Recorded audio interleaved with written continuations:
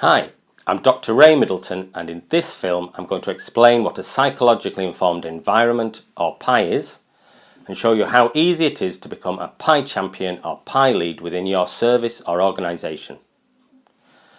I'm also going to show you how to create a P.I.E self-assessment for a service using the Pizzazz self-assessment tool created by Robin Johnson. You can get additional information downloaded for free around this P.I.E self-assessment from pielink.net. Once you've gathered views from your staff on where the service is currently at in terms of P.I.E, you can type up your self-assessment report either into a Word document or onto some software called iAbacus. iAbacus allows larger organisations to reflect on their P.I.E data for several services at once to gain a better, bigger perspective on the whole organisation in terms of P.I.E. But you don't need to use iAbacus, you can just type up your self-assessment for P.I.E into a Word document. The upgraded P.I.E version 2 has 5 categories to assess your service around.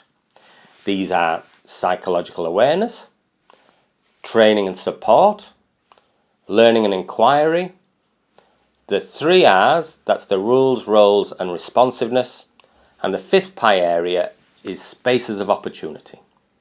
Once you've defined a P.I.E area, ask people to think about how they'd rate the service at the moment on some sort of scale from poor, basic, progressing or advanced. Ask them what evidence they have to support this score, which validates any good work you're doing already, and you get that down. But also say, well, what helps us to improve in this area? And you can highlight and value different points of view about what people think is helpful. Ask people what hinders in this area and what makes it difficult to progress, and that's really important to tap in to value the points of view of all staff members here about what makes it difficult to progress. And finally, ask people to come up with a realistic plan to improve in this area, so you're co-producing a plan. Remember to explain to the staff team what the category means so they know what they're assessing the service on. So next I'm going to define each P.I.E category to check our understanding by opening up a dialogue with Robin Johnson. The next P.I.E area is spaces of opportunity. Here, consider the spaces where people using your service have opportunities to develop. Include your own service and any other services or community groups that the people you're supporting could also attend. If your service is building based, how far can you use the building to create the kind of atmosphere, relationships, social and practical opportunities that you really want people to have? Consider what personal space can your service users lay claim to as their own, and to what extent is this a claim that you can respect? Then consider the surroundings and local networks.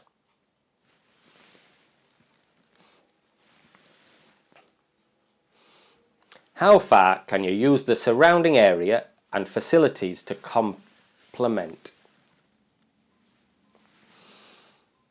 Then consider the surroundings and local networks.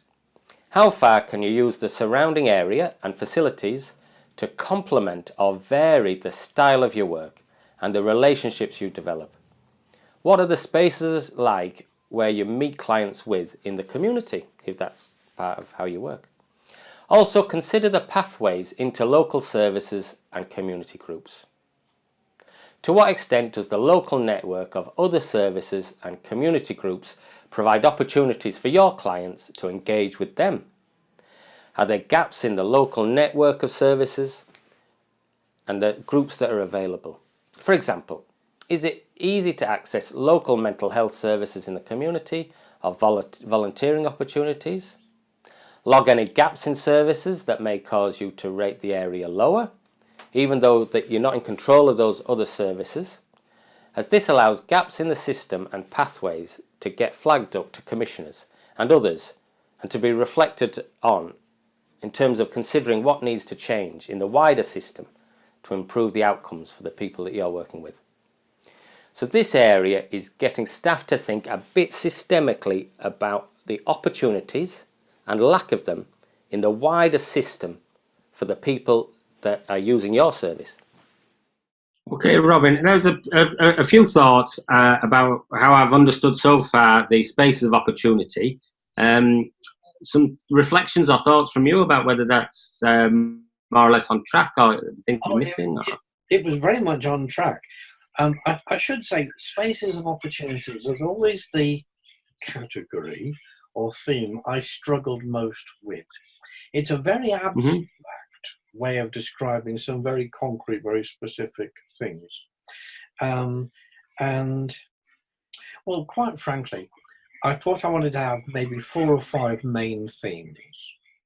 So Yeah. I had to sort of lump things together in a way that made a certain amount of sense. Yeah, yeah, But yeah. I was never totally convinced I got it right with this one. We had started out talking about the built environment and the way you use the built environment.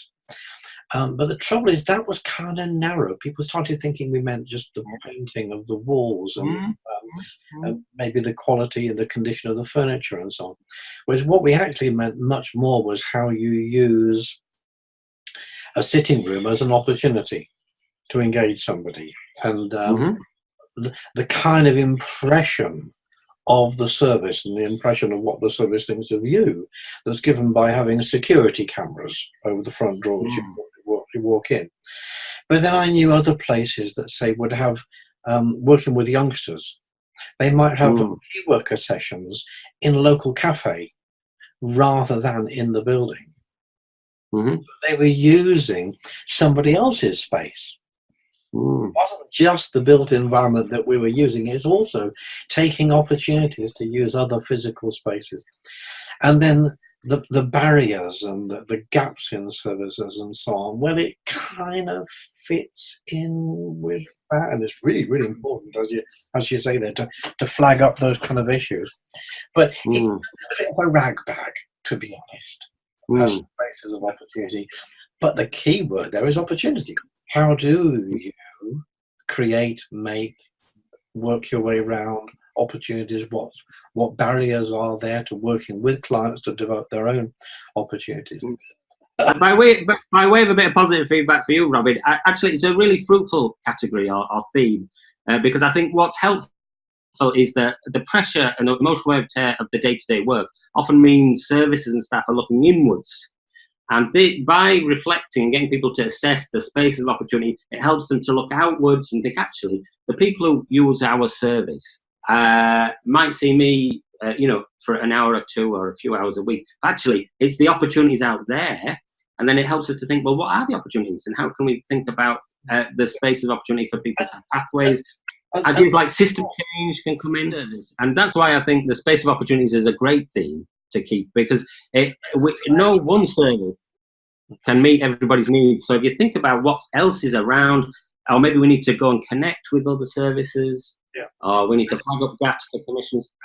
and some of that could be stuff that you could do more with and do more about. But some of it is stuff where you just have to say to your local commissioners Yeah. or local managers, look, we're not able to work as Mm. humanly person-centered as we'd like to, because the Mm. way you set up where we are in the system. Yeah, in the pathway or the context. Yeah, Mm. yeah. So to get people to be a bit more critical, Mm. not of their own service, or not only of their own service, but Mm. also of where they fit it, what the role they've, the cards they've been dealt. Yeah. That's where you'll get system change. And a And I lot think that's of very this spaces of opportunity is about encouraging people to think in terms of where we are in the yeah. system, where how clients come and go between us. And I mean, by all So means, what do look at the building you're in. Do look at, yeah, colours, definitely, you can look at all those levels. whatever So I'd you like to. whatever you're working with. Look at it to see to what extent it creates the kind of opportunities, and if it doesn't, who do you need to talk to? Once you've defined a pie area, ask people to think about how they'd rate the service at the moment on some sort of scale from poor, basic, progressing or advanced. Ask them what evidence they have to support this score, which validates any good work you're doing already, and you get that down. But also say, well, what helps us to improve in this area? And you can highlight and value different points of view about what people think is helpful. Ask people what hinders in this area, and what makes it difficult to progress, and that's really important to tap in to value the points of view of all staff members here about what makes it difficult to progress. And finally, ask people to come up with a realistic plan to improve in this area, so you're co-producing a plan.